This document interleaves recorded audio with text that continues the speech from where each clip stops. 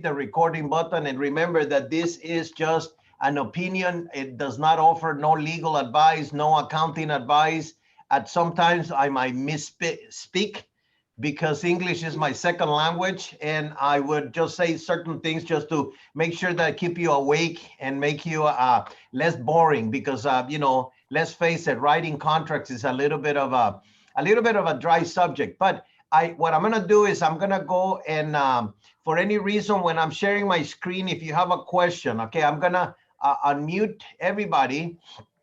If you have permission to unmute yourself, if you have a question, raise your hand or whatever you want to do, call my attention and I'll go and repeat it. If you wanted to wait until I open it up for questions and answers, that's exactly fine. Or if you wanted to type in the chat box your questions, I will read them and I will answer your questions to the best of my ability.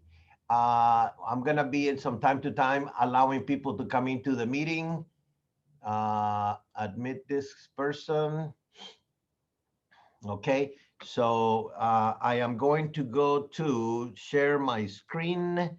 I believe that if I go to this screen, I will be able to. I hope everybody can see. I have, I went to www.zipformplus.com.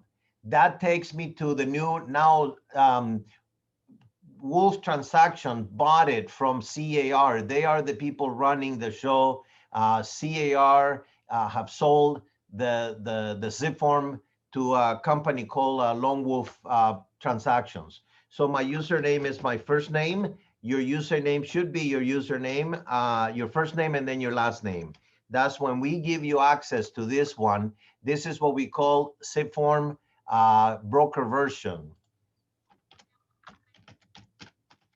And for some of you that are a little bit confused, you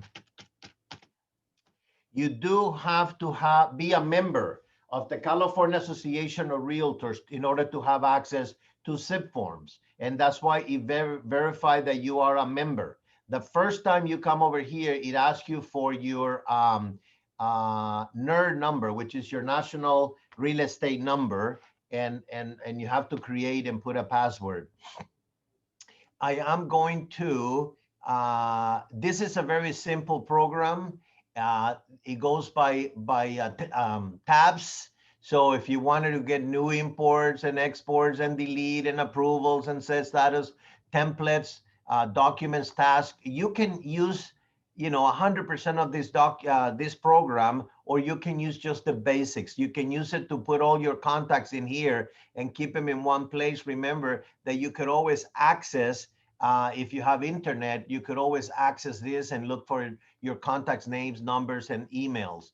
I know that you do not have the admin tab, or partners are just people that pay to advertise here at Coldwell Banker, at CAR. So I am going to create a brand new transaction. So once I land on this one, transactions, I am going to click on new.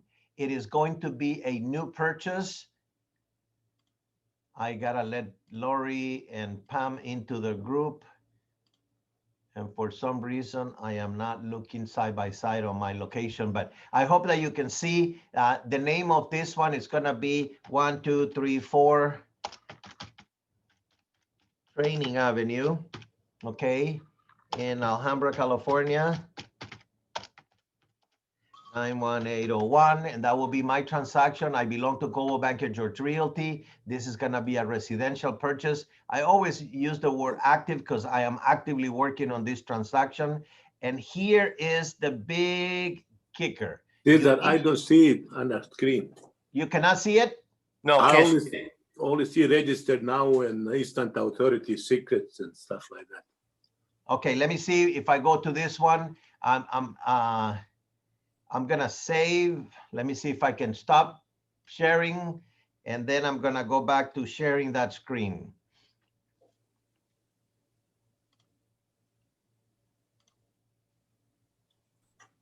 Can you see now what I am? Yeah. Okay, 1234 Training Avenue in Alhambra. It's a residential transaction. It's going to be an active transaction. And here is the most important thing. Do not miss this step. Here is where Coldwell Banker has created templates for you guys to use.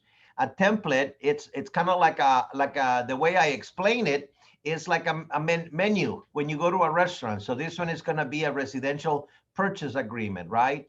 And click on the residential purchase agreement. And what it does, it will bring all of the forms that I need for a residential purchase transaction.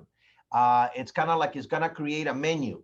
That doesn't mean that when you go to a restaurant that you are going to be eating everything that is on the restaurant. You know, you can have, you know, chicken and fish and pasta. So you pick something that it works for your transaction.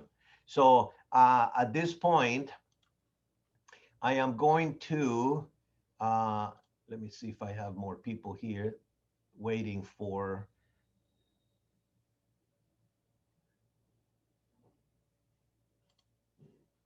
If I have any more people that just somebody signing in. Remember, you're all mute, but you can unmute yourselves. Okay, and there we go. So I am go. First of all, it is also tabs. This is a summary of the transaction, the people that are involved in the transaction, the documents that we're going to be using in the transaction. Checklist, I don't use checklist. You're welcome to look into it. Notes and the history of the transaction. And of course, marketplace are companies like title company, home warranty companies that advertise with the California Association of Realtors. So the first thing I go is I'm gonna look for the people that are gonna be involved in my transaction. I am gonna be on the buyer side. So right now, it's only me. I'm the agent, so I wanna make sure that all my information is in there. And let me allow these people to come in. There we go.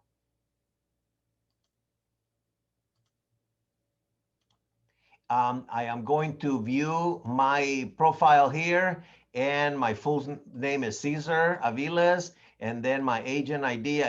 Always use your license number as your agent ID.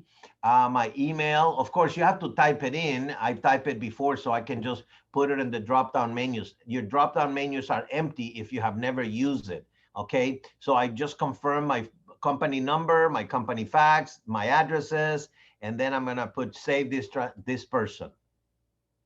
So now Cesar Aviles is the agent representing the buyer. Now I need Mr. Buyer number one, and buyer number one is Betty, my friend, and her last name is Buyer. And Betty Buyer has a buyer@cbgr.com and a phone number, so you could always type up a number, or if you have a number that goes there, you know, 555-1212. The more information that you put in here, the better that you're gonna be. Okay, now, in the event that you are, your buyer is a entity, a corporation, an LLC, a conservatorship, this is the live person, the person that is gonna sign on behalf of that entity.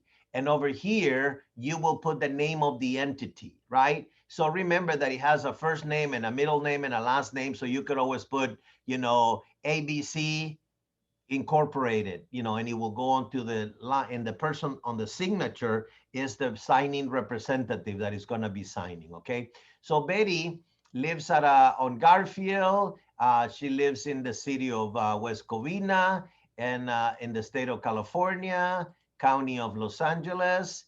And the zip code over there, 91792, I don't care. And category, I have no idea what that category means. But anyway, you fill it in and you have that person. Now we have a buyer number one. Betty is buyer number one. If you want to have a buyer number two, in this event, we're going to have Bob. Buyer is the my client.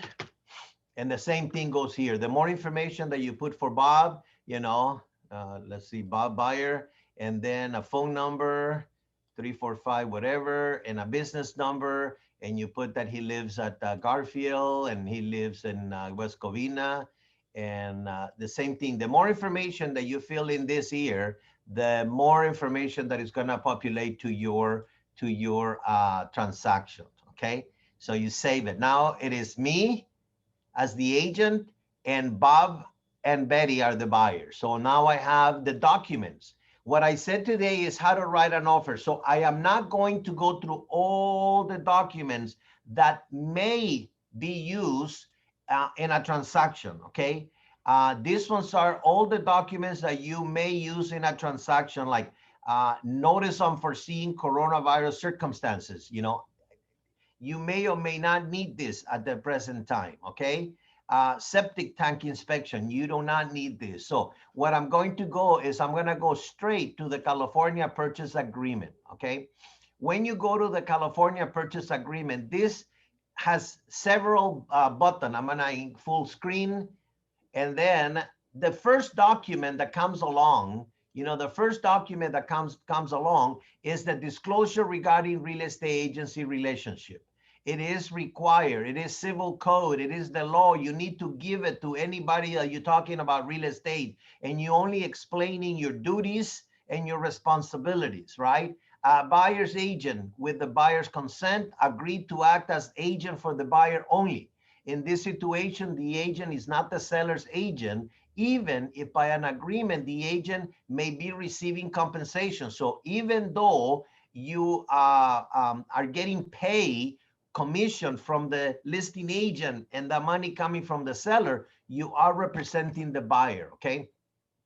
You have a fiduciary duty to the buyer of utmost care, integrity, honesty, loyalty in dealing with the buyer. And then you owe to the buyer and the seller diligent exercise of reasonable skills. I mean, you need to know real estate and performance of the agent's duties, a duty of honest and fair dealing and in good faith. Good faith.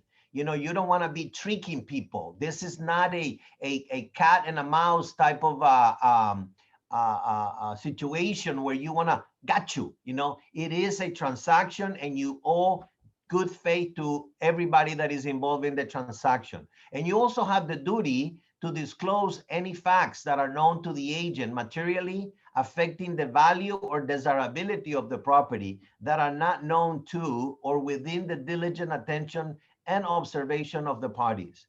An agent is not obligated to reveal to either party any confidential information obtained from the other party that does not involve the affirmative duties set forth above. So if the seller tells me, hey, I'm getting divorced, I'm selling my property, or I lost my job, or I'm in a bad financial situation, but I don't want you to tell anybody. I want you to smile and say, I just want to sell the property because I'm done with Los Angeles and I'm moving out of state. Then that's what you have to do. You don't go and tell a potential buyer, hey, he's on a divorce, he's losing his job, he's losing everything that he has, and you can take advantage of him. So please make sure that you do not disclose anything that is being given to you in confidentiality.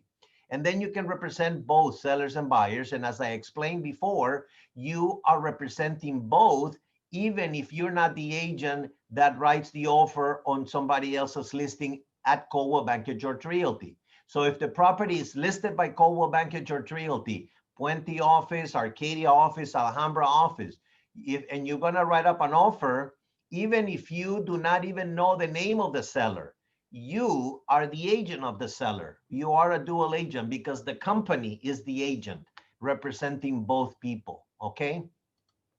So on this one, once you have given this information to them and the buyers understand the entire civil code section, blah, blah, blah, on the back of the page, right? The buyer will sign here. Betty will sign here, would date it, and the Bob will sign here and date it. And Caesar, the agent, will sign with my pen or digitally signature and put the date. Very important. Please do not leave the dates undone. Make sure that there's always a date on it. The next document on a purchase agreement will be the Fair Housing and Discriminatory Advisory. Okay, guys, this form is brand new. This form just came a couple of days ago. So tell your friends about it. I mean, there's only 20 agents in the class today, and there's 300 agents in the company, and some of them don't even know that the California Association of Realtors just decided to have this form, FHDA, Look at the date. They just created it in October of 2020. Today is the 9th of October. So the form is 9 days old. It's brand new form, okay? And it has to do with having an affirmative, non-discriminatory to anybody. And the way to look at it is the Federal Fair Housing Act, okay? 42 United States Code, I mean, prohibits discriminating or rental or financing against any person in protected classes. Of course, there's always a federal law, there is the California law, and there is local jurisdictions, you know, like counties and cities that may have laws that affect real estate. So in this, there is all kinds of laws here that you have to follow. Of course, we understand that the consumer, some of them don't even speak the language, but we're gonna give them this form, shove it to their face and tell them sign it. And it gives them remedies, right? You cannot discriminate against race, sex, marital status, citizenship, color, sexual orientation, familial status, primary language, ancestry, gender, source of income, immigration status, national origin, gender identity, disability, military status, religion, gender expression, medical condition, age, criminal history, or any arbitrary characteristics. I have no idea what that means, but please do not discriminate against anything. The only thing that you need to know is that if they have money, you write an offer. That's it. If they got money, that doesn't matter. Okay? So, this have to be given to the buyer. It is part of the offer. It goes with the offer when you're presenting the offer. Okay. So, it has all of this. So I would advise you this weekend homework is to, I used an iPhone for the past 8 years, but I'm. Okay, I just have to mute somebody that was speaking. Fair housing resources, and you explain the clients that they can go to www.hot.gov program _ all of this, they can check it out. You know, unfortunately, the United States has become a going through a rough patch on race relations, and these forms get created, and you have to use them on your transaction. This has to be signed by the buyer when you're writing the offer. When you present the offer and you send it to the listing agent, you want to make sure that the landlord, the seller, or the landlord, if this is a lease, sign here. Okay, make sure that the seller signs here and put the dates, and then that document comes back to you and you turn it into SkySlope, so it will be part of the transaction for the broker that we need to keep forms for a minimum of 3 years, okay?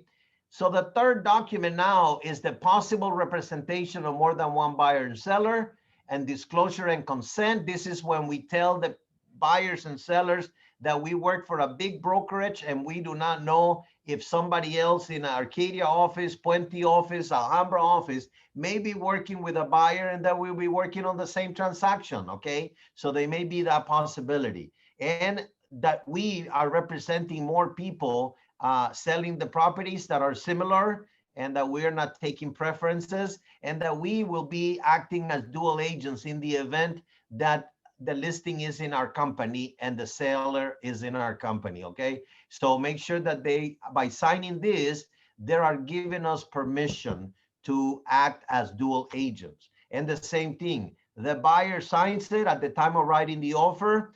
The seller signs it once they receive the offer. So this document must be sent when you're sending the offer. All of these forms go to the listing agent. The listing agent should present the offer, get the seller to sign all of these documents and return to you, okay? A good listing agent return all of these forms at the same time that they're returning a counter offer. And they're supposed to be signing the offer subject to counter offer number 1. And other than that, I mean, our industry is very lazy. by not signing and returning all the documents at the same time. They just only send you a little counter offer and you don't even know if they fully accepted all of the terms on the offer, okay? Make sure that you sign this form with the dates and make sure that the other agent, the guy that represents the seller, signs, put their license for their broker and put the license for the agent, okay? So that is the form called possible representation, more than one buyer and seller.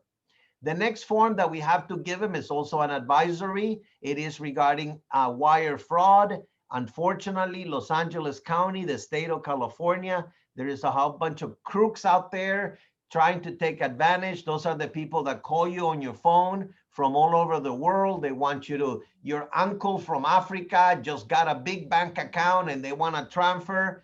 Please don't fall for those stupid things, and then tell your clients to be aware that when they're running a real estate transaction, their name may be public. And so they have to exercise extra care. So we are telling them, please watch out. Do not electronically send money unless you confirm it with the escrow company or the title company. If you have any questions, you could always go to the FBI right there. If you want to talk to the FBI, that's the website for the FBI, and that's a phone number. If you want to talk to the FBI and want to see what they do, call them, 310-477-6565. They answer the phone and they tell you, Federal Bureau of Investigation, how may we help you? So in case that you didn't believe that existed for real, it does exist for real. It's not just a television program, okay?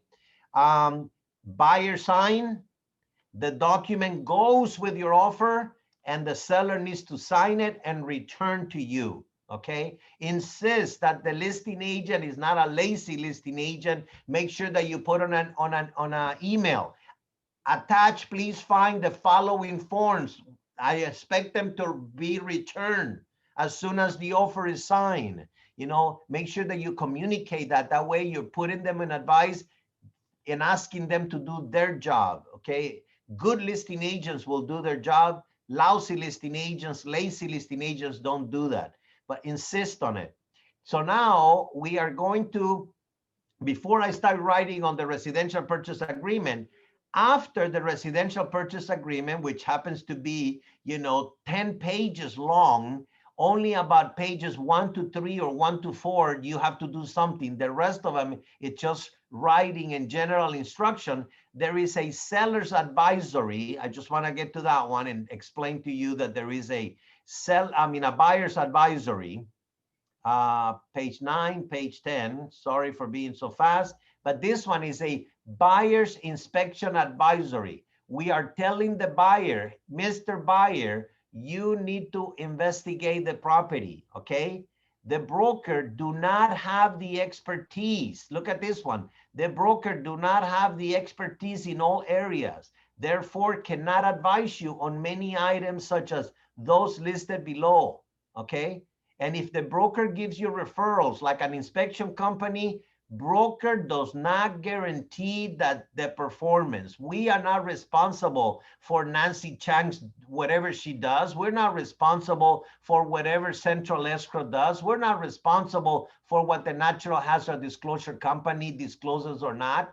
So make sure that you tell them, okay? And then in big letters, you're strongly advised to investigate the condition of the aspects of the property, including but not limited to the following, right? So we are telling the buyers, check the square footage, check the age, check the boundaries, the pest control, how's the soil stability, your land is gonna go down the river, environmental hazards, earthquakes. I mean, let them know that they're buying in earthquake country. I don't know, if they don't know the California, they're probably half dead anyway. Rental property restrictions. Remember, in the state of California, there is rent control. And right now, because of COVID, we are under a moratorium. You cannot evict people. You can request people to move. You can give them notices. But if they don't do it, then you cannot go to court as of yet, okay? Make sure that the buyers check the neighborhood, right?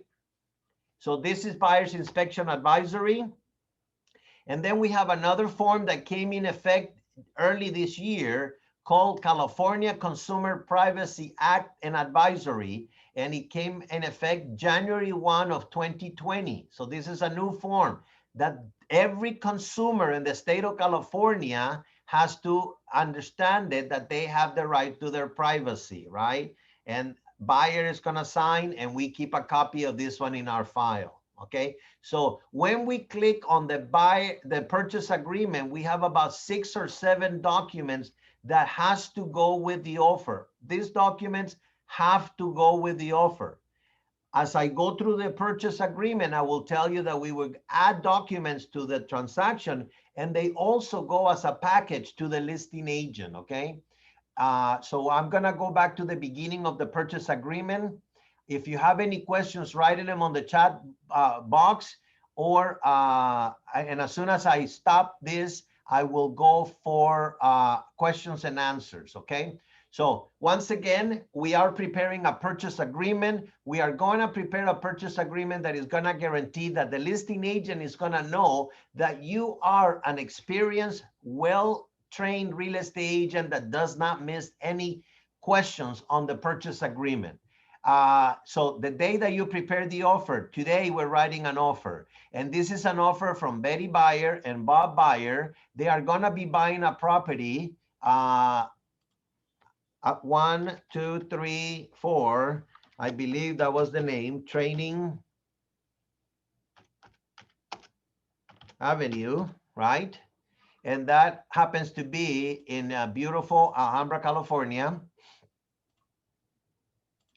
Okay, if you don't have drop-down menus, you need to type them.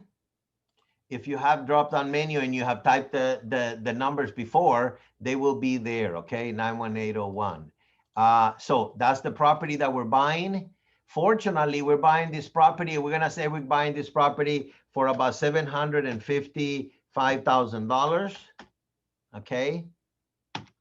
The moment that you put the number over here, it's gonna print for you. Okay. So if you whatever you want to change the price over here, and you want to put 825.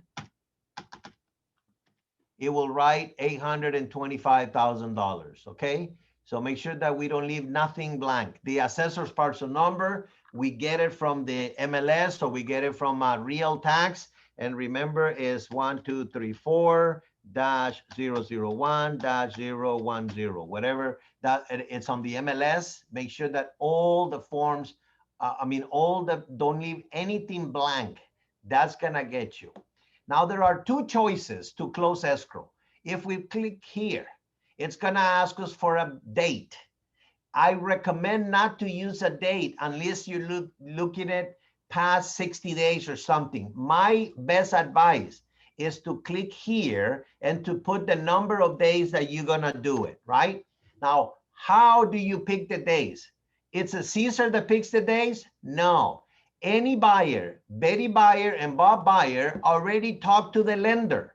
If the lender says your finances are very complicated, it may take us 45, 60 days, 90 days to get you a loan approval.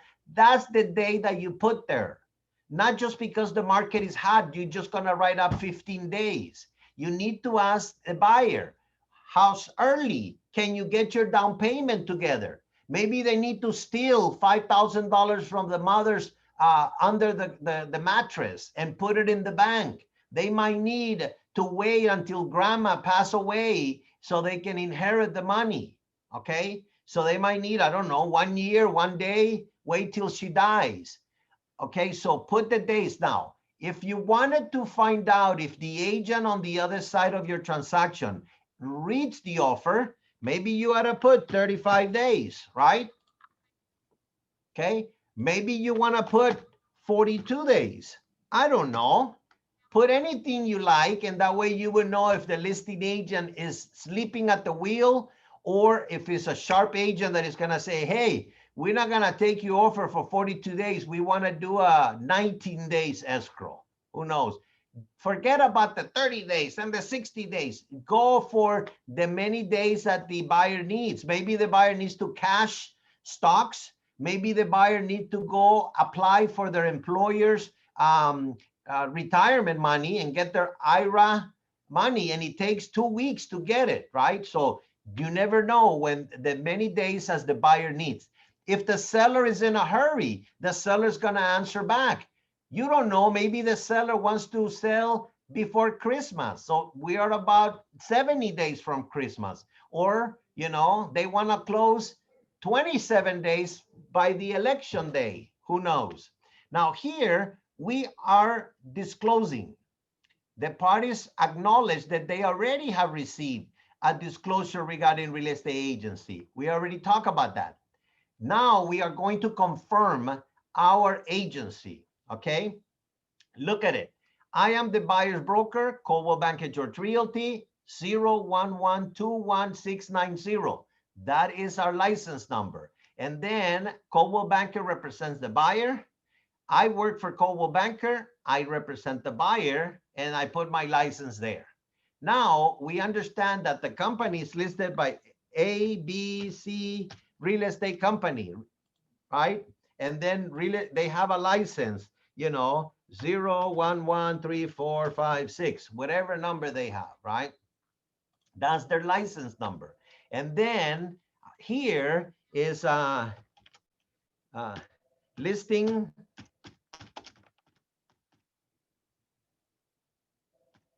Listing Louis is the agent that is representing ABC Realty, and they are representing the sellers, okay? And a Listing Louis license is 0234567, right?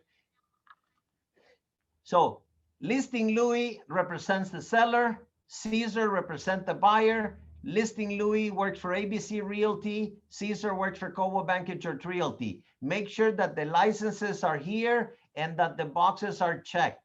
If you don't do this, then we are going to ask you to prepare another document after the transaction is accepted. We don't like the paperwork. I mean, nobody likes paperwork, so do it right from the beginning, okay?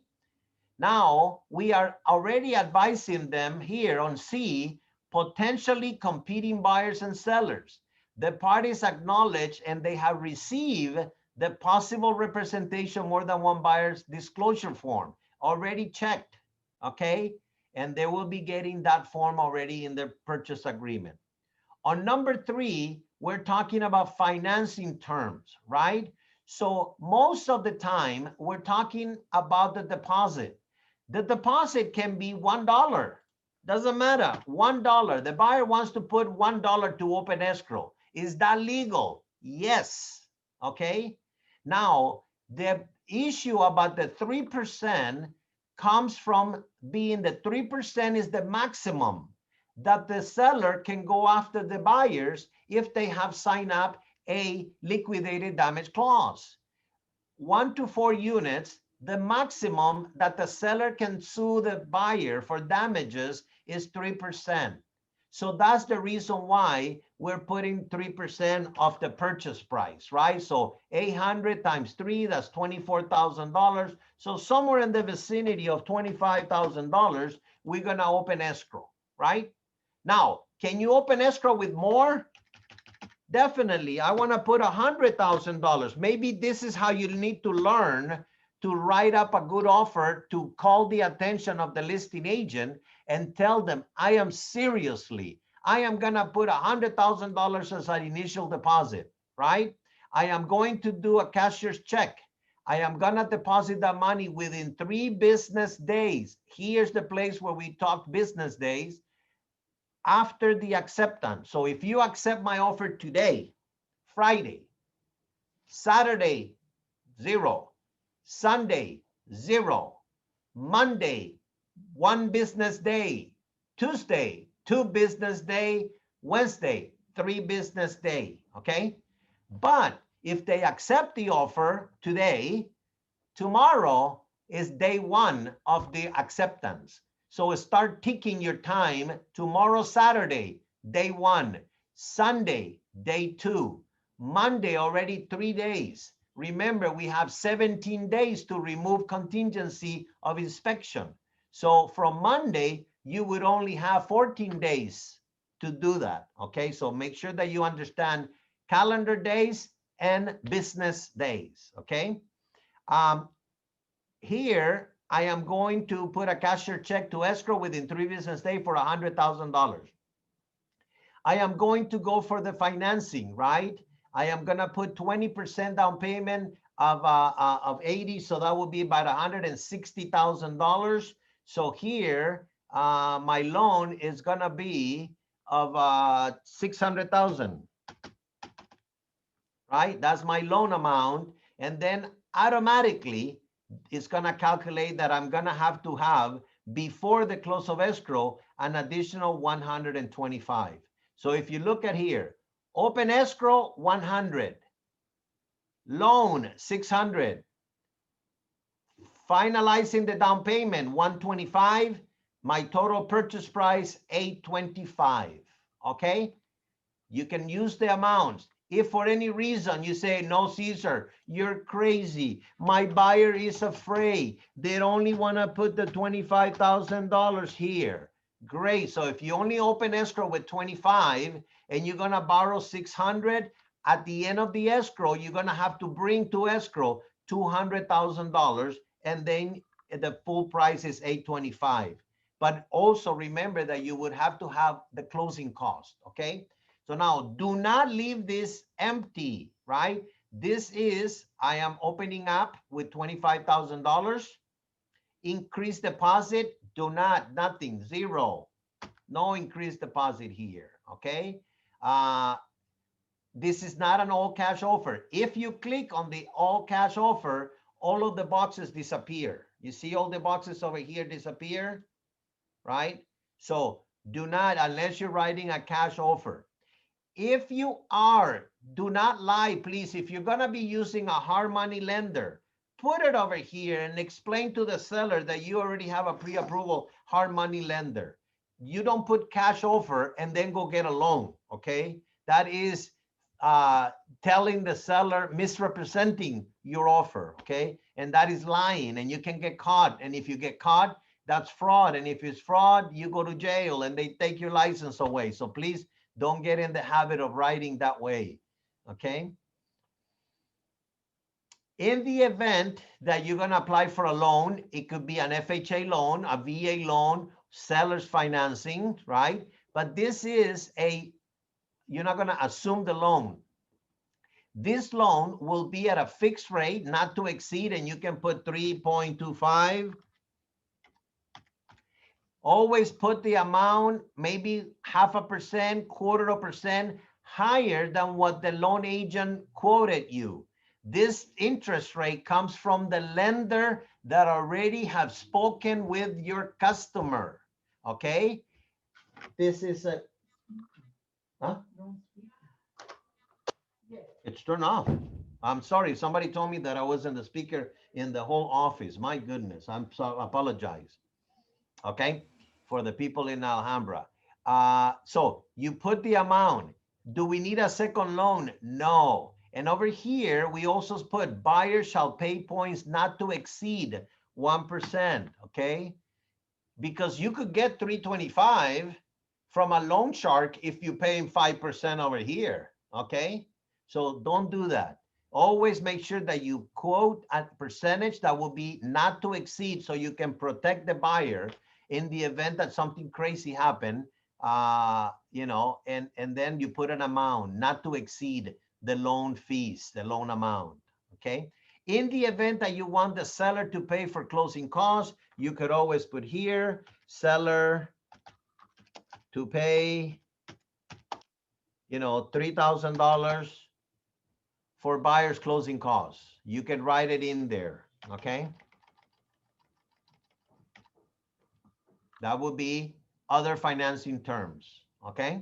That is the end of page number 1. That's the most difficult page in the entire contract. The rest of them is very easy, right? So it's just filling in the blanks and filling in the questions. It says here, verification of the down payment and the closing costs. Buyer, the lender already have checked that we have that money, or within 3 days after the acceptance, I will deliver to the seller a written verification that the buyer has the down payment. Now, the form is already checked that says verification is already attached. That means that when you're sending this offer, you are attaching with the offer and the rest of the paper a source of money, a bank account that has more than the $200,000 that you're going to be using for the down payment and the deposit. If you need to have 2 or 3 accounts to do that and put them all together, then you have to send those 2 or 3 accounts together. If you wanted to not to send that, you say, why should I send it? I could always put here and I will put within 1 day, okay?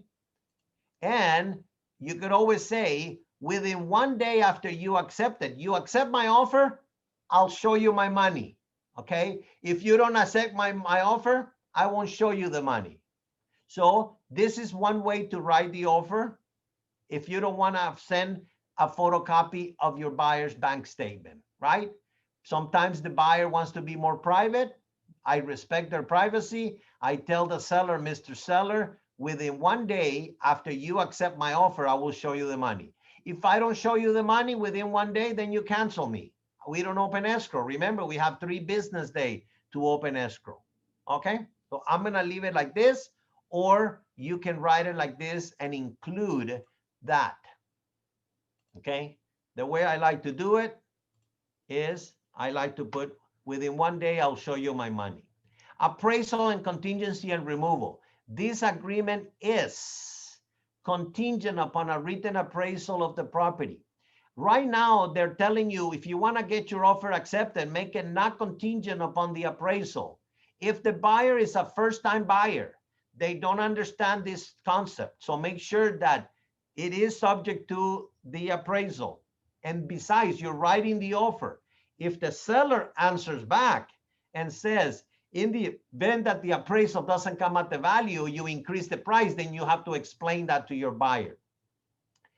We will remove the appraisal contingency or cancel this agreement within 17 days. You could always put 15 days, right? Shorten it just to see that the listing agent is reading. So I'll say within 15 days, I remove the appraisal contingency. Before you do this, you better talk to your lender. The bank lender will tell you, oh no, right now appraisals are taking us 20 days because we're doing a whole bunch of refinances and the appraisals are behind. They're 2-3 weeks behind. 2-3 weeks? I would change the lender, but 2-3 weeks, that means 21 days behind. Change those days. Learn what this means so that way you know what you're doing, right? So we're going to leave it at 21 days just for the heck of it.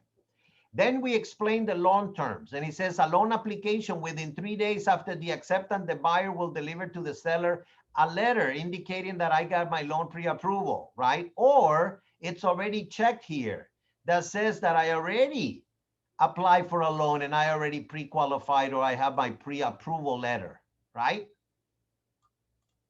It's attached. So you attach to the offer so that way your offer will have some validity. And it is customary in California, Southern California, that you submit your offer with a pre-approval letter from a lender.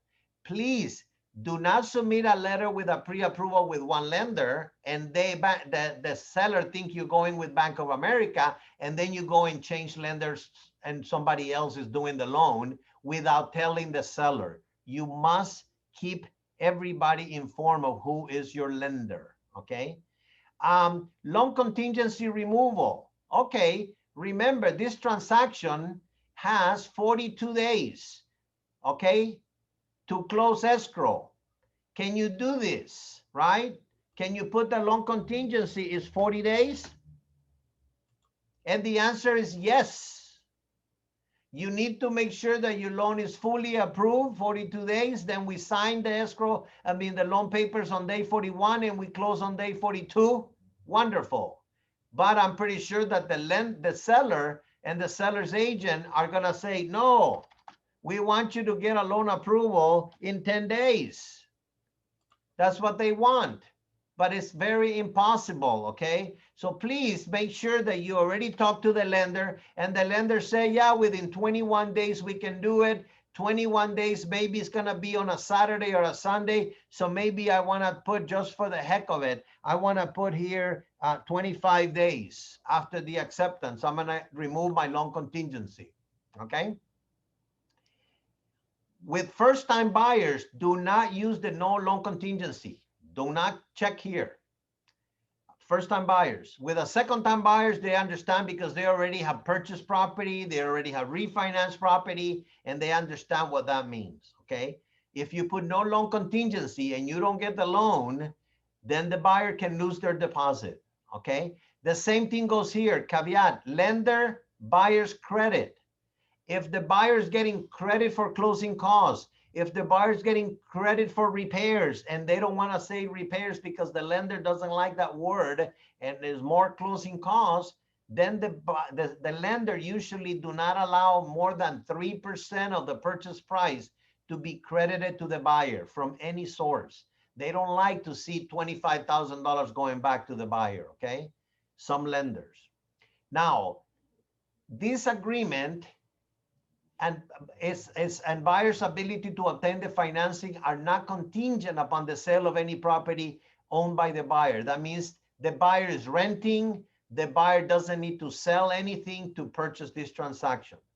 Or there's another one, I live in my condo, I'm gonna buy a house, and then I said, hey, this offer, this agreement is contingent upon me obtaining the financing and is contingent upon the sale of my property that I already have, and I put another form called COP, contingency of purchase. You know what I'm saying? I gotta put something that this agreement is contingent upon me selling another property. Okay. In this case, Sally and Sam, I mean, Betty and Bob they don't have to sell another home. Okay. Now here, all you need to do is check boxes, right?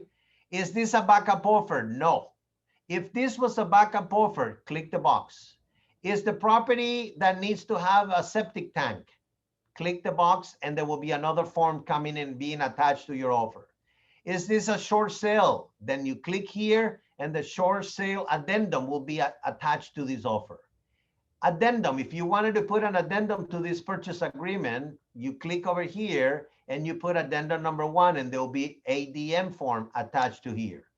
If this sale was subject to a court confirmation, meaning maybe a conservatorship, maybe a probate in each court confirmation, then you click over here and it will say that this is a court confirmation addendum, okay? Or other. Now, buyers and sellers advisory. So we give them, if this is a probate purchase, the buyer has to have a probate advisory. If this is a trust purchase, it has to have a trust advisory, TA form. If this is a short sale transaction, it will have a short sale information advisory to the buyer. Click. Buyer's inspection advisory, it's already part of this transaction. Remember, at the end of it, we saw it. Now, I would recommend that every transaction already have the statewide buyers and sellers advisory, and you prepare it from the beginning and you get the buyer to sign it. And you tell them, please, Mr. Buyer, go home and read this. Once you learn this, you will understand what we're doing about purchasing a property. If the property is an REO, then you use a CAR REO form and you click this box. Other terms over here. If you are buying for your brother, for your wife, for your kids, for your cousin, for your nephew, you can say buyer is related to the buyer's agent. Okay. Now, if you're buying for yourself, you are the buyer, you're buying for you and your wife, you say buyer is a California real estate licensee, right? You do that if you are the one buying. By law, you have to disclose that you are. By law, you have to disclose that you are related to the buyer, okay? In the event that you want something else, you can always type something else, conditions about this transaction. Now, who pays for what? Who pays for what? Now here, we like to have that the seller shall pay for the natural hazard disclosure zone, right? Including environmental, and it should be prepared by First American Natural Hazard Disclosure, okay? Now, there was a form that used to say buyer will pay for the home inspection, right?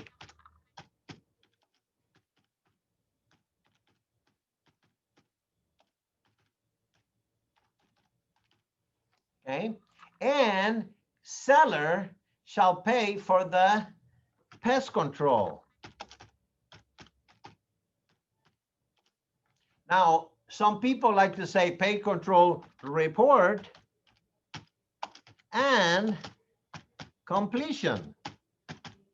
Okay, and there's two schools of thought. Old people, they like to have that written there. New people will discuss that at the time of the request for repairs, because the reform request for repairs has it. So I would like to do that. Buyer will pay for the home inspection report, and the seller shall pay for the pest control report, right? Also, we ask the seller to pay for the smoke alarm and carbon monoxide device installation, water heater bracing if it's required by law. It is required by law before the close of escrow. Seller shall provide the buyer with a written statement of compliance in accordance with the state and local law. So when you say the listing agent don't give me the smoke detector disclosure, right here, seller shall provide written statement before the close of escrow. By the way, it is part of the transfer disclosure statement. So here, seller shall pay for the cost of compliance with any mandatory government inspections. Like if you are in the city of Azusa, San Marino, El Monte, the city of Los Angeles, there is called a 9A report. So we want to make sure that the seller pays for any inspection or any reports, okay? The city of Los Angeles do not inspect the property. They just write a report. Now, we want also the seller to pay for the cost of compliance with minimum mandatory government retrofitting. Retrofitting is making the house with new laws. One of the cases will be small low flow toilets. The majority of the cities in the state of California want to make sure that the properties, when you sell them, you have low flow toilets, okay? Here, we want the buyer and we want the seller to share, each pay their own fees. Fine, I have no problem with that. A lot of people write them in different way, 50-50, customary, each shall pay their own, each to pay their own, each their own. So whatever way you want to write it, indicating that buyer and sellers are going to pay escrow. Okay, make sure that it is. And then here, no. Never put seller's choice. Never puts any reliable, right? Never. Okay, because escrows are not reliable. Over here, you put the company that you want to be doing the business. You put Glen Oaks Escrow because you know the escrow officer there and they have helped you in your career. You put Moy Escrow because they're 2 blocks away from Alhambra office. You put Central Escrow, you know, because they are the company of choice of Coldwell Banker George Realty, whatever you want to put. Or you can put, you know, Banana Escrow, because the buyer wants you to put Banana Escrow because they know Banana Escrow. They know somebody that works at Banana Escrow and they trust Banana Escrow, okay? Now, the next one, and it says here, the party shall have 5 days after the receipt to sign the escrow general provisions. So please, if you get escrow instructions, next day, you have 5 days to sign them. Guess what you need to do? You call the escrow on day number 6 and you ask, has the seller signed all the documents for escrow? And if they have not done so, you call the listing agent and you say, excuse me, listing agent, we have an agreement that says that your seller and my buyer are going to sign escrow instructions within 5 days. can you please have your seller sign all the documentation? And if they don't do it, your job is to send a notice to seller to perform and do their duties about closing, okay? About signing all the documents. Now here, we ask the seller in Southern California, we ask the seller to pay for the title insurance that belongs to the owner's title insurance. In the event, and here we put the company that we like, right? I like First American, one of the oldest and one of the richest title companies. Whenever there is a claim, they have the best attorneys and they pay. If I wanted to give credit to my favorite title officer, then I put First American and I put the name of the title officer, and then I let her know that I gave her a title for her to follow up. If I wanted to use another company, I use and I put the whole company name. If I wanted to use any company, any reliable, never, they are not reliable. We don't know what's reliable means. Somebody's gonna get in trouble when you put that. Seller's choice, never give the choice. Right now, I'm the one writing the offer for my buyer's benefit. So I am gonna put the company that I like, always. If the seller doesn't like it, if the listing agent doesn't like what I wrote, he can write me a counter offer, okay? By putting seller's choice doesn't make you a better real estate agent, okay? On the other costs, who pays for what, right? Buyer and seller pay county transfer tax, seller. Seller shall pay for city transfer tax here, if any. Okay, but if you know, I'm writing in the city of Alhambra, I know for sure there is no city tax yet. There is no city tax when you transfer a property. I do it like that. But if it is in the city of Los Angeles, I know for sure I want the seller to pay for that city transfer tax. In the city of Los Angeles, the city tax is $4.50 for every $1,000. So if you're selling $100,000, 45 bucks, right? So every $100,000 is 45 bucks of taxes. Now here, if this is a condominium, I want the seller to pay for the homeowners association transfer fee. If it is a condo, I want the seller to pay for the documentation, okay? This is not a condo. If it was in Northern California where there is private transfer fees, I want the seller to pay. If I don't know, then I put seller shall pay for transfer fee, if any. If there is any, the seller pay. If there is none, nobody pays because there is nothing, okay? So I'm gonna say if any and write this offer. Now, if there is anything else, right, that I want the seller to pay, some people do this, seller to pay for termite clearance, right? And you can put it here and see if the listing agent is reading the contract, right? And then you go, excuse me, the seller already initial here and he accepted it. So you can do that. Now you can put seller shall pay for disinfecting the house, whatever, or sanitizing, whatever is the word that you guys.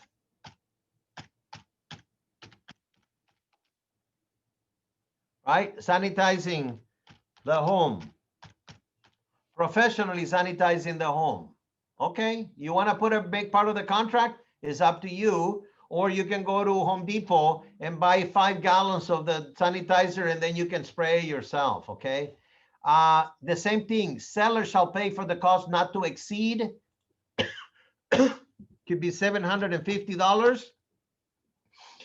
And then never a standard, always an upgraded, okay? Home warranty, First American home warranty, the property has air conditioning, click the air conditioning. The property has a pool spa, click the pool and spa. If they don't have a pool and spa, don't do it.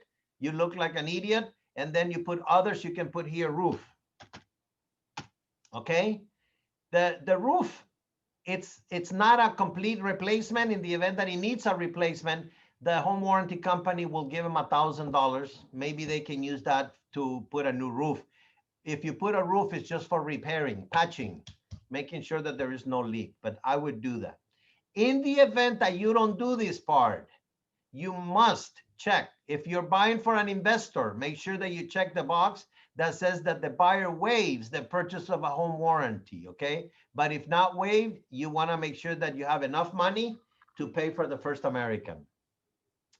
This is what's included and not included on the sale. Make sure that if you want the dirty stoves, you get them. If you want the refrigerators, you click on them. If you want the washer and dryers, you click on them. If you forget to do this, right? And the buyer think that they're getting the stove and the seller takes the stove, guess who's buying a new stove? I want to see you at Home Depot buying a stove before the close of escrow to make sure your buyer's not upset at you. So don't be dumb. Make sure that the seller sells the stove and the refrigerator and all the washer and dryers. That way you don't have to pay for them, okay? Now, if there is anything that is leased, like right now, solar systems are leased, make sure that that is taking care of it, right? And you must get a written disclosures on the property, the warranties of those solar panels, very expensive, and I don't want you to do that, okay? They also, the seller can represent that any items that is included in the purchase price are owned by the seller and shall be delivered free and clear of any liens. Some houses have water softeners. Some houses have entire house filter, water filters, all kinds of crazy things that people put in their homes, or lights, or you know, television antennas, whatever you want to call it, right? It makes sure that you address it and you read it here. Excluded from the sale. It says, unless otherwise specified, the following items are excluded from the sale: audio, video, flat screen TVs that are on the wall, right? Make sure that that is addressed on your transaction, okay? Brackets attached to the walls, floors, or ceilings for any such component furniture or item shall remain with the property. So if you have a flat screen TV that has a bracket, you take the TV, but you leave the bracket, okay? Or you want the seller to take the bracket with them and you click the box and it says will be removed, and you want the holes and no damage on the walls, repair, but not painted, okay? This is the way that I would like to have myself. I want them to remove all their crap and patch the walls, okay? Closing, this is very important. When do I get the keys of the house? And it says, the buyer wants to buy the property as my house. So if the seller lives in the property or the property is vacant, I want the house to me delivered at 6 p.m. on the day of close of escrow, period. That's the end of it. If the property is seller occupied and the seller is gonna move and move out and they wanna know when he's closing escrow, the fair way in the old days, it was very kind that the buyer will say no later than 3 calendar days after the close of escrow. But unfortunately, the world is too fighty these days. 3 days, my golly, you owe me 3 days, that, and they start fighting with each other, okay? Unfortunately, people don't tell people that, you know, we need to be kind to people. And so right now, if you're gonna do any days, they have to pay. Or you can say at, you know, 11:59 p.m. and you give them a date, you know, we're gonna close escrow on September, whatever. So you put the date. Never put the date because you don't know exactly when the houses are gonna be delivered, okay? My best advice is for you to do a courtesy, no later than, and you can put 3 days after the close of escrow, okay? If it's vacant, close of escrow, okay? Now, in the event that the seller says, I need to rent back, make sure that you follow these rules. If it is less than 30 days, okay, you use the form seller in possession, this one. If you are going to be using more than 30 days, then you use a residential listing agreement, okay? Make sure that you tell them that they have to check with their insurance people and their lender to see if this is available, renting it for more than 30 days. Less than 30 days, the lender has no problem. If the property is occupied by tenant, we want the property vacant by the time of the walkthrough, right? By the time of the walkthrough, I want the house to be vacant. Or I want the house 10 days before so I can check for any damages. I don't know. You can do that if you want to. Okay. If the property is tenant occupied, or if the tenant is gonna stay in possession, I have to have a form called tenant in possession, and the form will be added to my transaction. Remember what I tell you, the purchase agreement is the tree. All the forms that are attached goes with it like branches. We either attach forms or we cut forms from the transaction, okay? Now, this is all the statutory, the law that says that the seller is gonna give me a lead base if the property is built before 1978. The seller is going to complete an SPQ, or if an exempt seller disclosure. The agent is going to do a visual inspection disclosure. So here in the contract is where we address all of the forms that are going to the transaction. Make sure that all of these forms are turning to the transaction within the first 17 days. By the time you remove contingencies, all the forms should be in the file. So technically, within the first 20 days, all the forms, 95% of the documentation should be completed in a sky slope, okay? Don't wait till the last day, okay? You know, I don't like to at the last moment, you don't rush, and then you want me to check the file and say, oh, I got to close escrow, check the file for me. Yeah, you took 30 days to turn in the paper and you want me to give it to you the next 3 hours? Maybe I take 30 days to check the paperwork, right? How would you like that? And you don't get your paycheck until 30 days from now. So do me a favor, do the transaction coordinator a favor, do your manager a favor, turn the paperwork in the first 2 to 3 weeks of your file. Thank you. Okay. Now, all of these forms should be in the file, and we keep them for longer than 3 years, right? Natural environmental hazard disclosures, earthquake faults, the NHD, all of that. If the seller is a foreign person, we talk about withholding taxes. Make sure that you speak with your sellers about it. Don't want it to make it a surprise at the end of close of escrow. If anybody has issue with the sex offender law, you as an agent, don't go to this website, but you can give it to the client and they can check it to see if the neighborhood there is a sex predator. Notice regarding gas or liquid transmission pipelines. Remember that area close to Magic Mountain, there was a lot of gas leaking for a long time. Calabasas, I don't remember what it was. Make sure that the people know that there is gas lines underneath their house. Condominium, make sure that the seller has 7 days after the acceptance to tell me if the property is a condominium and give me the information, okay? If the property is a condominium or is located in a planned development, seller has 3 days to request the homeowners association paperwork. The buyer needs to read it. The buyer needs to accept it.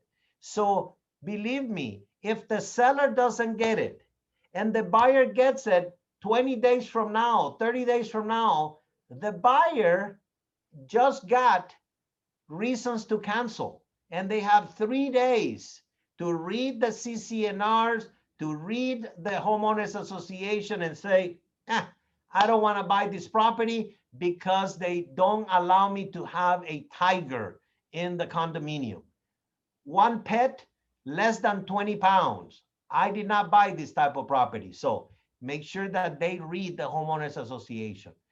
Condition of the property. Guys, look at it. You are buying property is sold as is in its present condition. You're buying a house as is all the time. That's how you offer. You do an inspection, you do a pest control inspection, and then you request the seller to fix it for you. The seller can say yes, no, give you money, lower the price, negotiate, I'm only gonna do this, you do the other stuff. But whenever you're buying a property, tell the buyers what they see is what they get, okay? There is no need for a counter offer. Property sold as is. It's already there, okay? Most agents understand that. More good professional agents understand that. They have read the contract, okay? So homework, read the contract so you know what you're doing with your clients. It's the same contract that we had for many, many, many years already. They've revised it, they clean it, they put another paragraph. Look at this one, number 12. Buyer's investigation of property and matters affecting the property. So the buyer has times to read, to receive pest control reports. They have to review the sex offender database. They have received a buyer's inspection advisory. The buyer can check everything. They can bring a monk, they can bring a priest, they can bring their cousin, anybody to the house, okay, to check the house. They have investigation rights, okay? And the seller shall make the property available for all of the buyer's investigation. The seller needs to make sure the house is available, and the seller has to have the water, the gas, the electricity, and everything that works on for the buyer's investigation. If the seller doesn't have the utilities on and you cannot do your investigation, extend the investigation time. Extend the removal of condition time, okay? Same thing goes with title investing. We are not lawyers, so make sure that they know how are they going to be taking title. And also, you will be reading a preliminary title report, okay? Make sure that if you don't understand, if you do not know how to read one, you call your favorite title people and ask them to explain to your customers. Ask the escrow officer to explain to your customer. They're the ones that are gonna tell you what's going on in the title. If you have more questions, you can talk to the title company and a title officer will explain to the buyers what they're getting into, okay? Same thing. There are legal and tax consequences by taking title. Joint tenancy, husband and wife as community property, a single person, tenants in common, all of that. It is not your job to explain it, okay? Make sure that the buyers understand that. Minors, kids, I know the Hispanic, Chinese, they like to put their brothers, their cousin, because they're lending money in between themselves. Watch out. You're not the one telling them how. Let them make that decision, okay? The same thing, the seller has 7 days after the acceptance to give the buyer all the reports, all the disclosures within 7 days, right? And the buyer has 17 days after the acceptance to complete all their investigations, review the disclosures, right? Within the time specified in paragraph number 14, buyer may request that the seller make the repair. This is where they're gonna be using request for repair, RR. And then the seller is gonna respond, meaning answer. Seller's response to the buyer's request to repair, RRRR. So these forms are required in our file. Please provide these forms. If for any reason there was no request for repairs, all you need to do is tell the TC, no request for repairs, and we will make a notation on the file and no problem, okay? But it has to be documented so that way, in case something happened with the file, 3 years from now, we will know what's happening, okay? If you were to remove contingencies right here, Do not do remove contingencies at the time of writing the offer on first-time buyers. They have to be experienced buyers because you want to protect your buyer at the beginning. If the counter offer says remove contingencies and then you explain to the buyer what that means, then that's a different story. But when you're writing the offer, you're going to be on the buyer's side. You are part of the buyer's team, okay? Seller has the right to cancel. So the seller can cancel your transaction if you do not, by the time specified on the agreement, remove the conditions, right? Seller has the right to cancel if the buyer doesn't complete their buyer's obligation, right? So make sure that your buyer does what they're supposed to do in the time that they're supposed to do it. That's your job, to keep the transaction together. And you do it by communicating with the listing agent and your buyers and the lenders and the inspector and the escrow company and the appraisal. And you are the director of the orchestra. You need to tell the people when do they play the violin, when do they play the drums. It's your job to keep the hands on the transaction, regardless if you have a transaction coordinator to help you. It is the agents by civil code.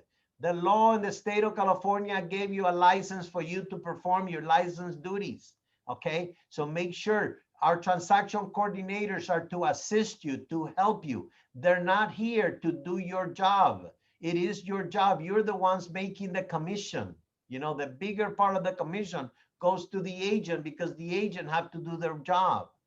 Close of escrow explains here what's going to happen, right? Before the buyer seller may cancel this agreement for failure, they have to give a demand to close escrow. So the seller cannot just cancel and go away, or the buyer can cancel. There has to be notifications from one party to the other one.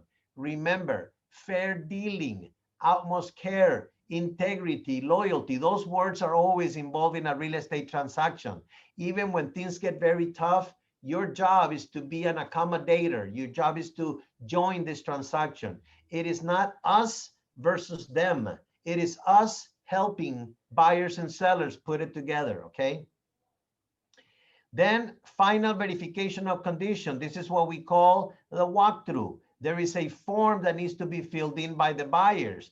And within 5 days before the close of escrow, you take a look at the house just to make sure that the house is the same house you wrote an offer. It is not time to renegotiate. Look at it. It is not a contingency of the sale. So if the buyer doesn't do a walkthrough, the transaction will close. We just want to make sure that the buyer sign it just to say, hey, I'm happy with my sale. In the event that there were repairs requested, the time of the walkthrough is to verify that they were done, okay? And make sure that you get invoices, okay? Make sure that you get invoices, pay receipts. So that way, in the event that there is a claim and you need to go back to have somebody repair it, then you can do it. You also tell that there will be prorations of taxes, right? Remind your buyer that they will be getting a supplemental tax, okay? This is very interesting because it talks about who gets paid, right? Brokers will get paid upon the close of escrow. And then here, it talks about what is your duty. Read it. Read it. Buyer and seller agree that the broker does not decide what price the buyer should pay for the house. We don't make that decision.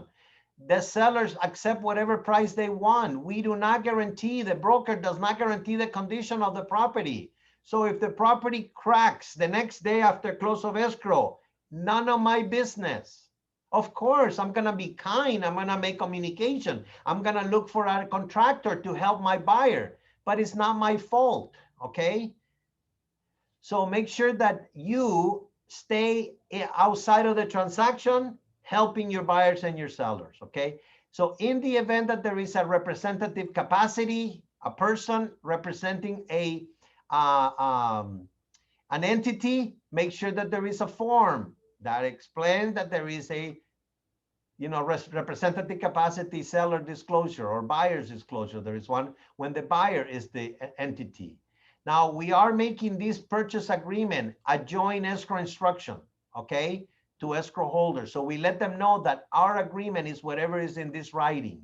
And we tell the escrow to use paragraphs 1, 3, 4, 5, 6, 7, and whatever to make sure that we do this transaction, okay? Escrow usually like to type up some clarifications, but our purchase agreement is the escrow instructions as well, okay?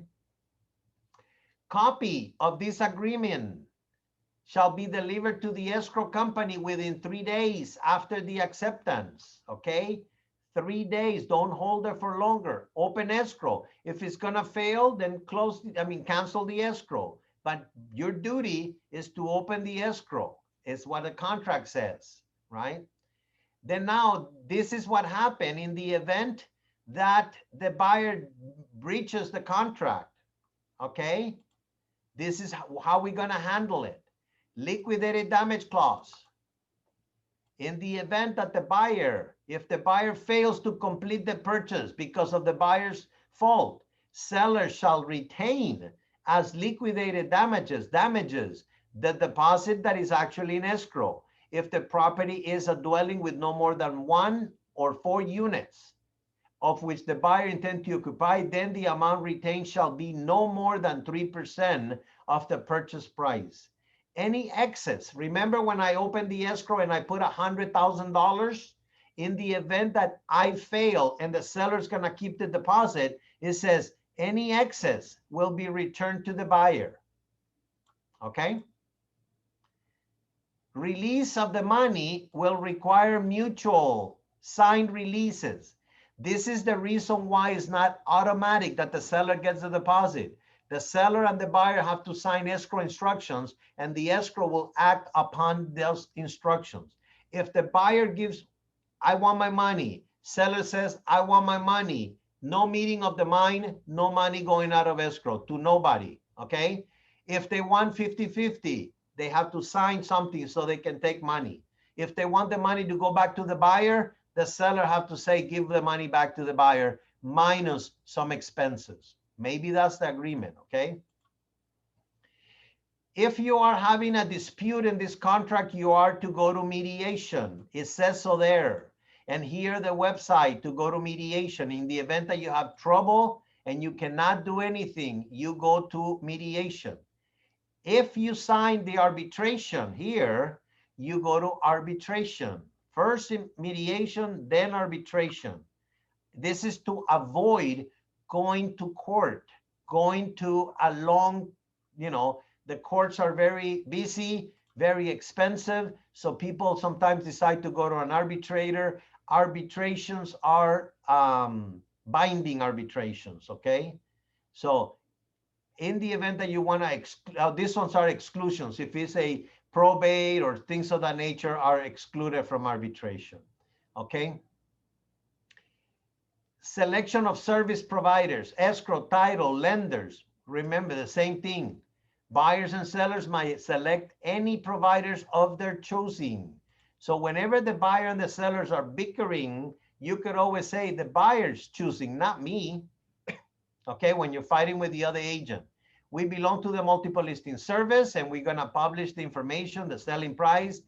Attorneys prepare these forms, so they wanna make sure that in the event that there is a fight and they hire attorneys, the prevailing party gets paid whatever they are supposed to be entitled to.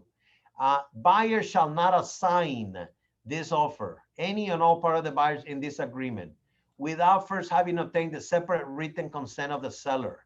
So you would need to say, hey, Mr. Seller, we are assigning this transaction, so I need a consent, I need your permission, okay? And it says such consent shall not be unreasonably withheld. I'm adding my sister because I need it as a co-signer. That's okay. There is a lot of people that just put any and assignees. I, as a listing agent, will say, please name your assignees within the first couple of weeks so I know who am I dealing with.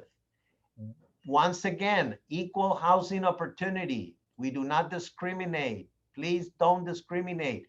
They can give you a $10,000 fine and 6 months to a year in prison, like this, if you fail to follow the equal housing opportunity. Terms and conditions of the offer, whatever is in writing is what go, okay? Writing, real estate, it's in writing. And the parties have read and acknowledged that they have received a copy of the offer.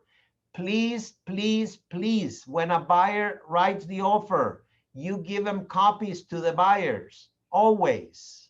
Many times I get the client calling and say, I never got a copy. And I go, uh-oh, trouble number one. Time is of the essence. Remember that we have dates and times that we have to put in here. Also, definitions, okay? You have to memorize them. No, I didn't mean that. Okay, wake up, don't fall asleep. But this is what acceptance means. This is what agreement means. CAR form, close of escrow. What's a copy? Days, days after, days prior, delivery. Spanish has a trouble with this word sometimes, you know. Past tense, present tense, electronic copy, electronic signature. So this can be signed in electronic copy. It can be signed in counterparts as well. The law means the code. The state of California runs this transaction. Sign means that the handwritten or electronic signature on an original document or a copy that is valid. The buyer signs here. In the event that the buyer is signing more than 2, 3, 4, 5 buyers, additional signatures. So you click here and you get another form for the signatures. In the event that the seller likes your offer, the seller is going to sign it here and you got a contract.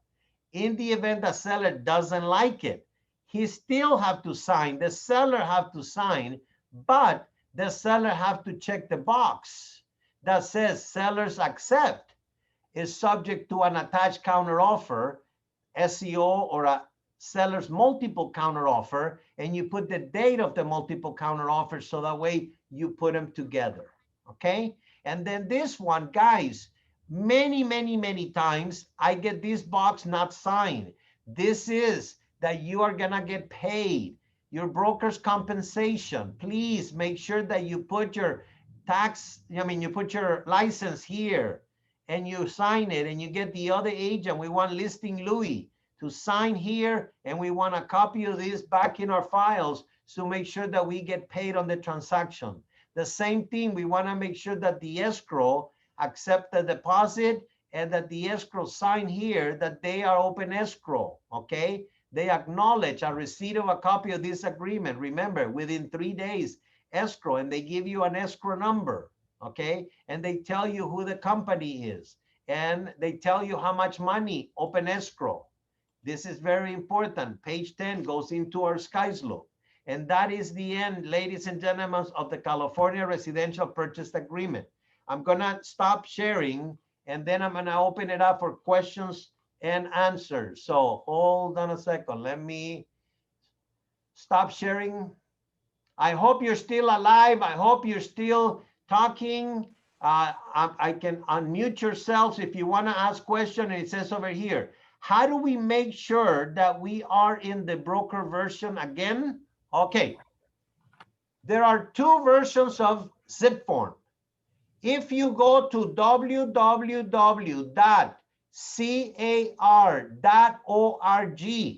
and you go to zip form from CAR website, you are not in the Coldwell Banker version of zip forms. You must go to either our website, www.cbgeorgerealty.com, okay? And then you go to listing and sales requirement. And when you get there, you're gonna be on Zip Form Plus, or you type www.zipformplus.com. So I will repeat it after.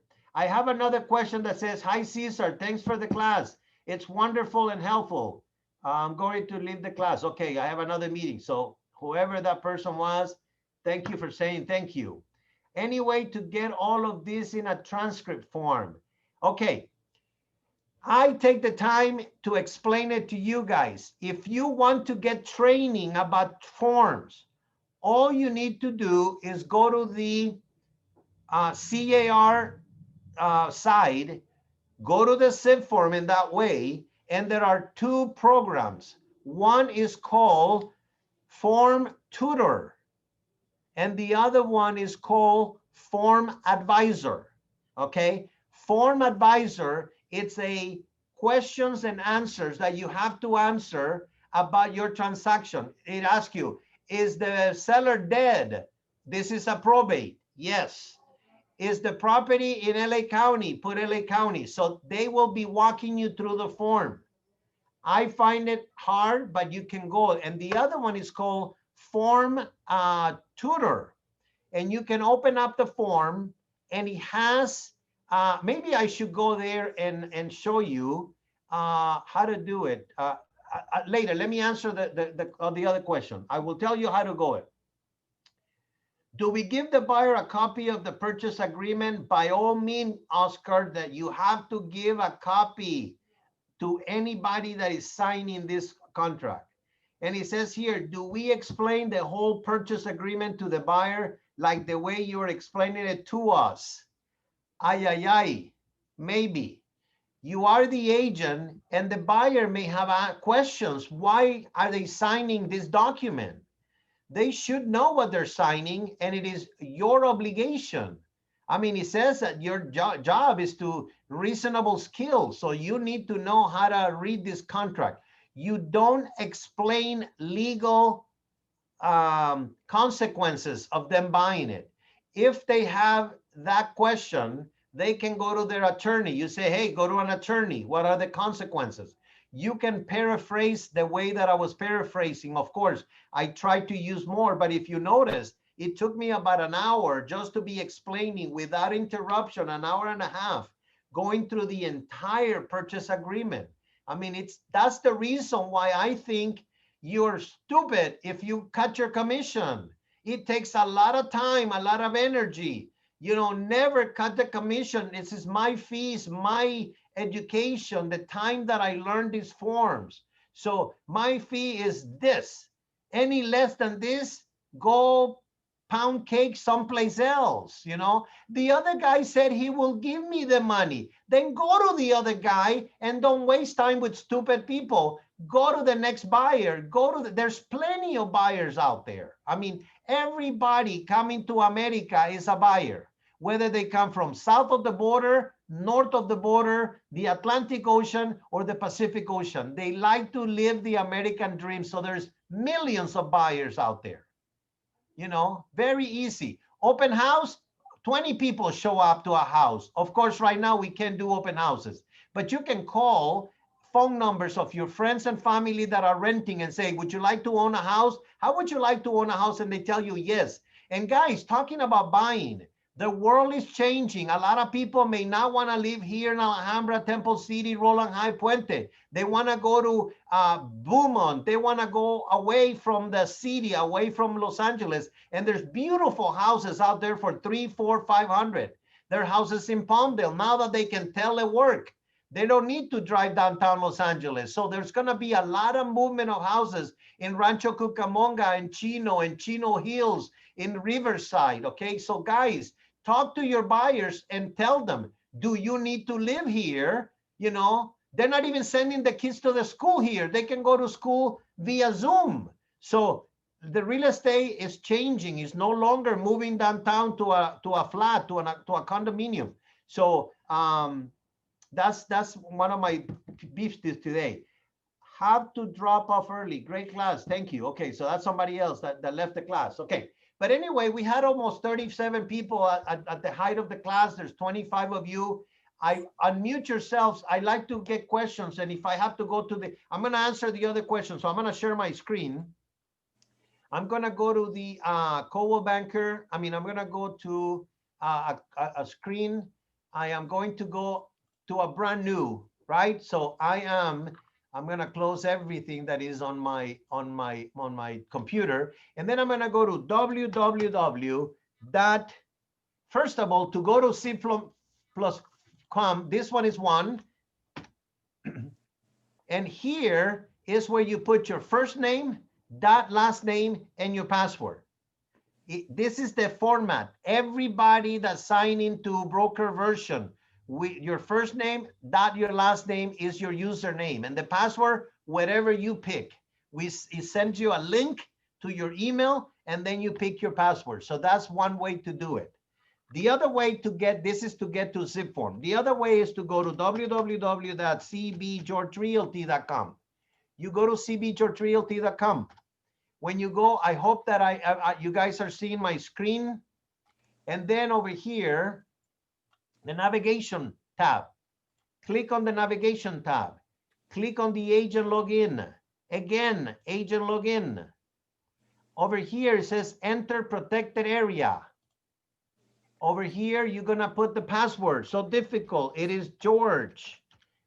Capitals, no capitals, easy, George. Access denied, password incorrect. What did I do? I put George. You got it right. George Kelsey. 1. Huh? George and number 1. No. Just George. And then here, listing and selling requirements. When I click here on listing and selling requirements, it should bring another tab and it makes me land on the transaction. Again, Caesar Village. You got it? Can you see it? Anybody with a microphone can tell me? Yes, we can see it. Perfect. Okay, wonderful. The other way to do it, right? I'm gonna get out of there. Okay, I'm gonna go back to sharing a screen. Go to the go to share my screen. One moment, please. Let me go to the internet. So I go to any internet. Chrome is what I use, and then you go www.car.org. This one is the California Association of Realtors website. If you go here, you are not going to the broker version. And then it's here, transactions. When you click here on transaction, it's gonna ask you to get your username. The username here is not your first name and your last name. It's something different. Mine is all crazy, 214-000-282. It used to be my NER number. And then my password is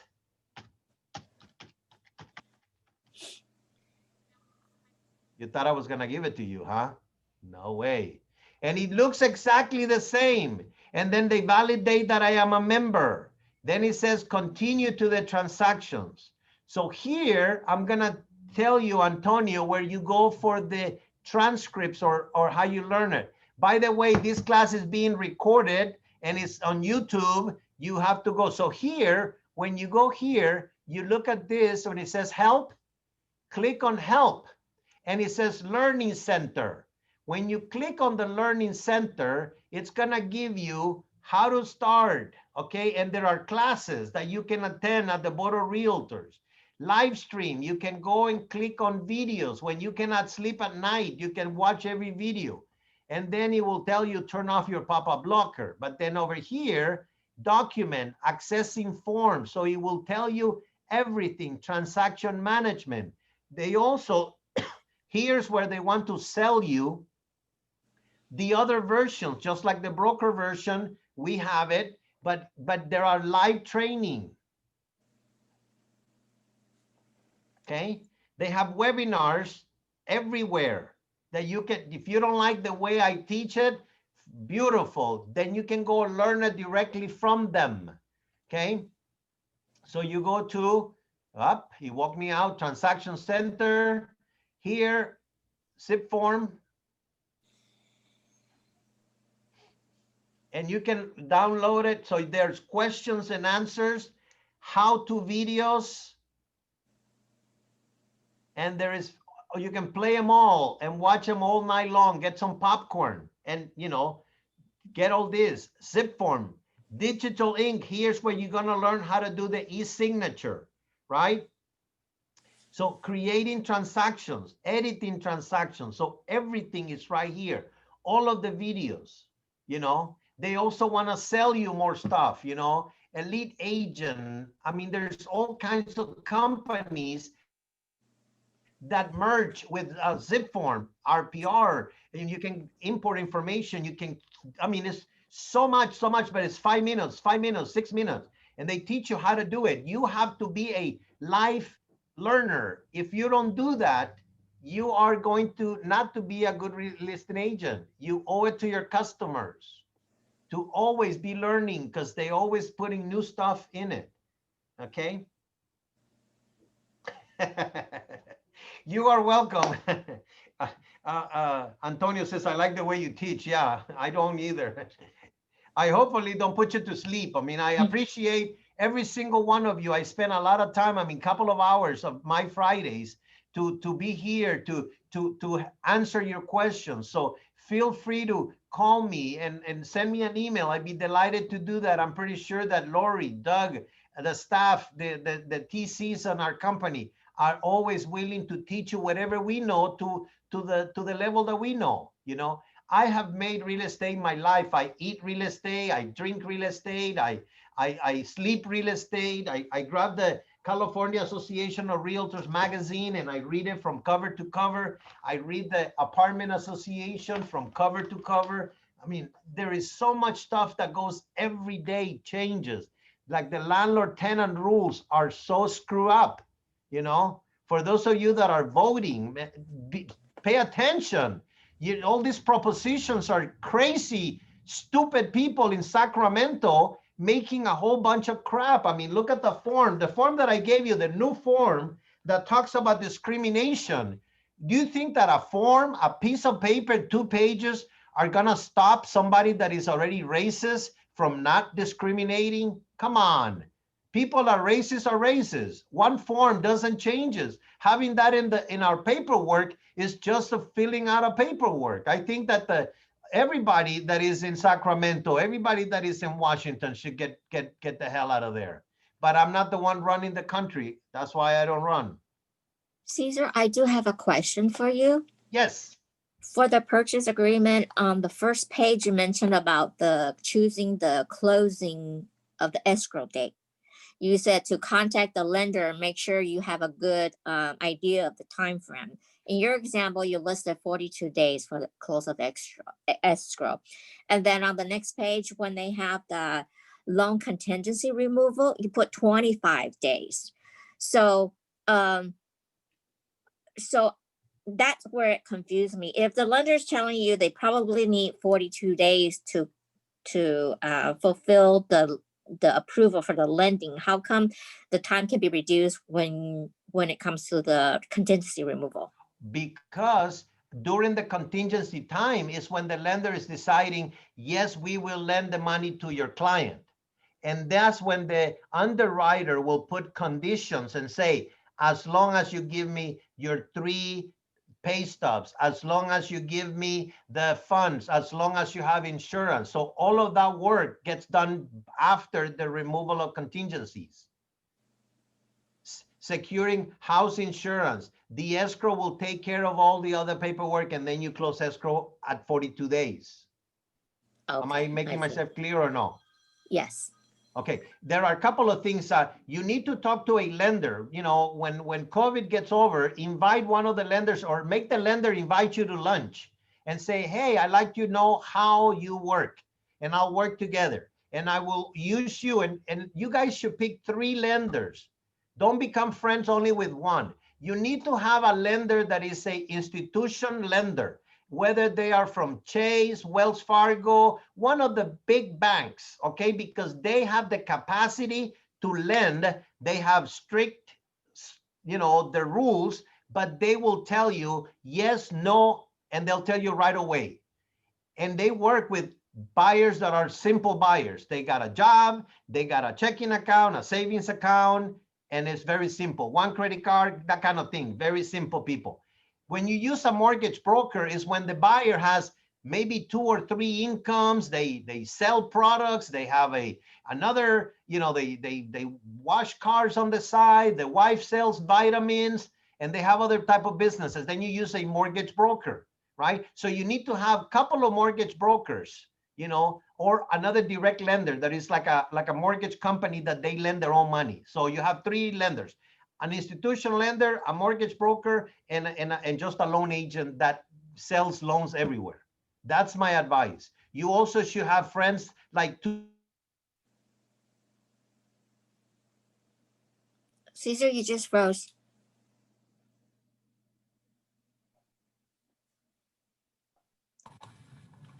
Yes, he did.